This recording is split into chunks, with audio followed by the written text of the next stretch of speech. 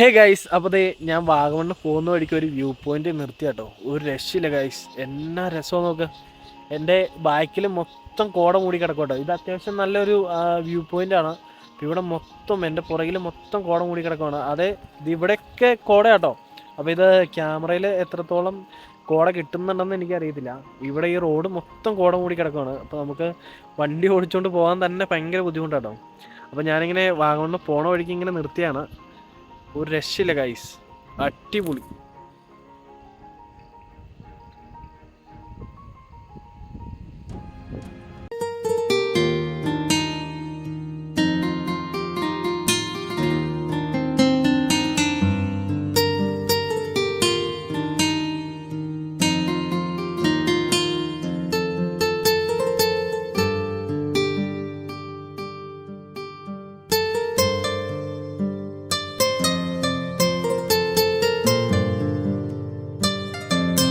ഇത് പ്രതീക്ഷിച്ച് തന്നെയാട്ടോ നമ്മൾ വന്നത്. കാരണം മഴക്കാലത്ത് ഇങ്ങനെ ആയിരിക്കും ഇവിടെ, അത്യാവശ്യം നല്ല കോടയൊക്കെ മൂടി കിടക്കുമായിരിക്കും. ഇതിപ്പോൾ ഒരു വൈകുന്നേര ടൈം ആട്ടോ, ഒരു സമയം ഒരു 6 മണിയൊക്കെ ആകാറായിട്ടുണ്ട്. ആ സമയത്താണ്. അപ്പോൾ ചെറിയ മഴയൊക്കെ ഉണ്ടെങ്കിൽ എപ്പോഴും തന്നെ വാഗമണ്ണിൽ ഈ ഒരു ക്ലൈമറ്റ് ഒക്കെ ആയിരിക്കും കേട്ടോ. അപ്പോൾ അടിപൊളിയാണ്. ജസ്റ്റ് ഈ കോട കണ്ടപ്പോൾ ഒന്ന് വീഡിയോ എടുക്കാൻ വേണ്ടി നിർത്തി കേട്ടോ. ഐസ് ഇപ്പോൾ അവിടെ കോടയൊക്കെ മാറി തെളിഞ്ഞ് വരുന്നുണ്ട് കേട്ടോ. അപ്പോൾ ആ വ്യൂ കാണാൻ പറ്റുന്നുണ്ടോ നോക്കുക, ഞാൻ ഒന്ന് കാണിച്ചു തരാം കേട്ടോ.